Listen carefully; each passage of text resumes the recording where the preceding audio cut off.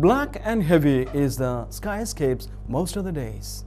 Even then, bright and clear is the mindscapes all the days. Welcome once again to News Analysis. News Analysis, a weekly magazine on current affairs. To begin with the main points in a nutshell. Spreading Pakistan floods affect 4 million people, says UN. Russia bans grain exports after drought shrivels crop. Court rejects same-sex marriage ban in California. Saddam Hussein deputy Tariq Aziz calls for US forces to stay in Iraq. News Analysis and Kerala Vision condoles the death of Cam Matthew. Cameron and Zardari holding talks at Chequers. And now the news in detail.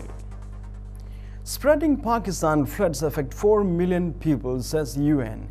People say they are not getting help from the army or the government. The worst flooding in Pakistan's history has now affected more than 4 million people and left at least 1,600 dead, says the UN. While floods in the northwest began to recede, the vast body of water has been moving down the country into new parts of Punjab and menacing Sindh province. All wells have been contaminated and waterborne diseases are spreading, officials say. The region is midway through monsoon season and more rain is forecast. The number of affected districts in Punjab has reached 7, while 350,000 people have been moved from neighboring Sindh province, most of which is on high alert, the United Nations said. Manuel Bessler, who leads the UN Office for the Coordination of Humanitarian Affairs in Pakistan, told a news conference in Geneva, "What we are facing now is a major catastrophe." He added, "We are only in the middle of the monsoon season. There is more rain expected. We are afraid it will get worse. With crops, homes, roads and bridges washed away, human exodus continued on Thursday as yet more torrential rain fell. Fleeing villagers have waded barefoot through water up to their necks and chests, carrying belongings on their heads. Russia bans grain exports after drought shrivels crop. Russia announced Thursday it would ban grain exports through the end of the year, a response to a scorching drought that has destroyed millions of acres of Russian wheat and hobbled the country's agricultural revival. The ban on grain exports by Russia, one of the world's largest wheat producers, helped propel wheat prices in the United States towards their highest levels in nearly 2 years and raised the prospect that consumers could pay more for products like flour and bread as Russia tries to conserve its supplies of wheat, barley and other grains for its own users. In announcing the ban, which is in force from August 15th to December 31st, Prime Minister Vladimir V. Putin said that Russia had sufficient stockpiles of grain, but the blocking of exports was an appropriate response to the worst drought in decades. We need to prevent a rise in domestic food prices. We need to preserve the number of cattle and build up reserves for the next year, he said during a televised cabinet meeting, according to the Associated Press. As the saying goes, reserves don't make your pocket heavy.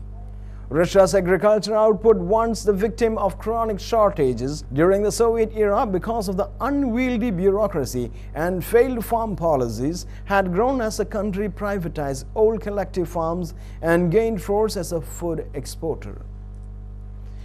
But this summer's persistent drought, accompanied by weeks of record heat, has depleted fish stocks in its rivers and filled the air around Moscow with haze and smoke from peat bog fires and left the rich soils of country's black earth growing region parched. Russia's grain union reduced its forecast for this year's harvest by 15% compared with last year's crop, and more than a dozen of regions of the country have declared states of emergency. Mr. Putin said Thursday that the grain reserves would be distributed to the people in the hardest hit areas. As of today, Russia has no grain market, Kirill Podolsky, chief executive officer of the Russian grain trader Vallars Group, told Bloomberg News. This will be a catastrophe for farmers and exporters alike. Can this have a repercussion on Indian granary? Court rejects same-sex marriage ban on California. Saying that it discriminates against gay men and women, a federal judge in San Francisco struck down California's voter-approved ban on same-sex marriage on Wednesday, handing supporters of such unions at least a temporary victory in a legal battle that seems all but certain to be settled by the Supreme Court. Omar Abdullah visits hospital, meets injured in recent violence. In an effort to check the medical facilities provided by those injured in the recent violence in Jammu and Kashmir, Chief Minister Omar Abdullah visited a leading hospital on Thursday, unfazed of a hostile crowd that surrounded him. Mr. Abdullah drove from his office to the super specialty Sher-e-Kashmir Institute of Medical Sciences, SKIMS, where he talked to the patients and their attendants. U.S. charges 14 over links to Somalia's Al-Shabaab. U.S. officials have charged 14 people with providing money, personnel and services to the Somali militant group Al-Shabaab. The charges stem from separate indictments in the U.S. states of Minnesota, Alabama and California. Concerns about Al-Shabaab have grown after the group carried a bomb attack in Uganda. On Wednesday, a man was charged with attempting to support Al-Qaeda and Al-Shabaab.